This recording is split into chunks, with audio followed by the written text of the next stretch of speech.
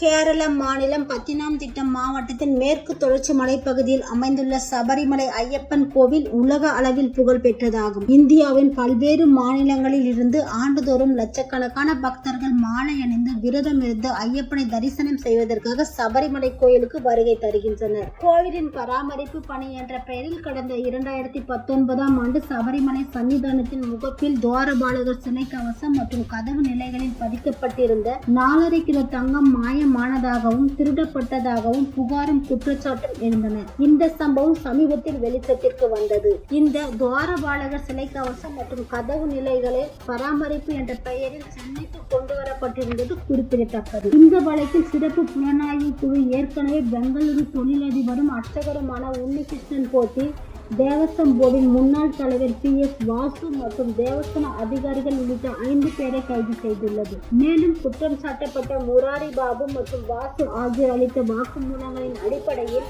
மற்றொரு குற்றவாளியான பத்மகுமாருக்கு SIT சார்பில் இருமுறை சம்மன் அனுப்பப்பட்டு முறையான விசாரணைக்கு பிறகு போதிய சாட்சிகளுடன் அவர் கைது செய்யப்பட்டுள்ளார். இவர் திருவந்தாங்கூர் தேவஸ்வம் போர்டின் முன்னாள் தலைவராகவும் மார்க்சிஸ்ட் கம்யூனிஸ்ட் கட்சியின் முன்னாள் அமைச்சராகவும் இருந்துள்ளார் என்பது குறிப்பிடத்தக்கது. உலக புகழ்பெற்ற ஐயப்பன் கோவிலில் 4.5 கிலோ தங்கம் திருடப்பட்டுள்ளது என்ற தகவல் கேரளாவை மட்டுமில்லாமல் உலகம் முழுவதும் உள்ள ஐயப்ப பக்தர்கள் அனைவரையும் அதிர்ச்சியில் ஆழ்த்தியது. ஐயப்ப பக்தர்கள் தங்களின் வேண்டுகோள்கள் நிறைவேறிய பின்னர் ஐயப்பனிடம் வேண்டிக் கொண்டதற்கு இணங்க உண்டியலில் பணம், பொருள், தங்கம் உள்ளிட்டவற்றை காணிக்கையாக செலுத்தி வருகிறார்கள். இப்படி பக்தர்கள் சிறுக சிறுக காணிக்கையாக செலுத்திய தங்கத்தை வைத்து கோவிலின் கர்ப்பகிரகத்தில் தொடங்கி பல சன்னதிகளில் அழகு வேலைப்பாடுகள் செய்யப்படுவது வழக்கமான ஒன்றுதானாம். இந்நிலையில் கடந்த 2019ஆம் ஆண்டு சபரிமலை ஐயப்பன் கோவில் சன்னிதானத்தில் உள்ள துவாரபாலகர் சிலைகளில் பொருத்தப்பட்டிருந்த தங்க தகடுகள் பராமரிப்பு மற்றும் புதுப்பித்தல் பணிகளின் போது அகற்றப்பட்டு பின்னர் தங்க முலாம் பூசி மீண்டும் அந்த தகடுகளை சிலைகளில் பொருத்தப்பட்டுள்ளது. அப்படி பொருத்திய போது சுமார் 4.5 கிலோ எடையுள்ள தங்கம் மாயமானதாகவும் திருடப்பட்டதாகவும் புகாரும் குற்றச்சாட்டும் எழுந்தன.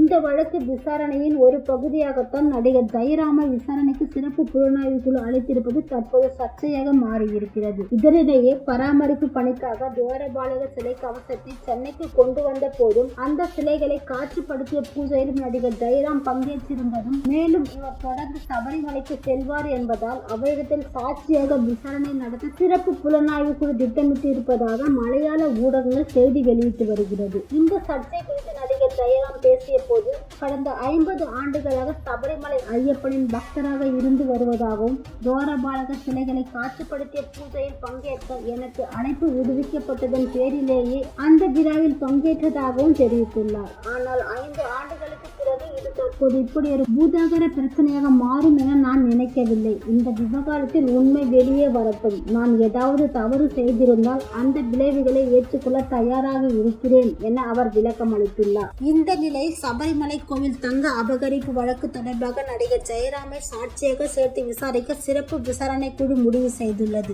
இது தொடர்பாக நடிகர் ஜெயராமுக்கு நோட்டீஸும் அனுப்பப்பட்டுள்ளது. இதனால் இந்த விவகாரம் தற்போது மேலும் சூடு பிடித்துள்ளது.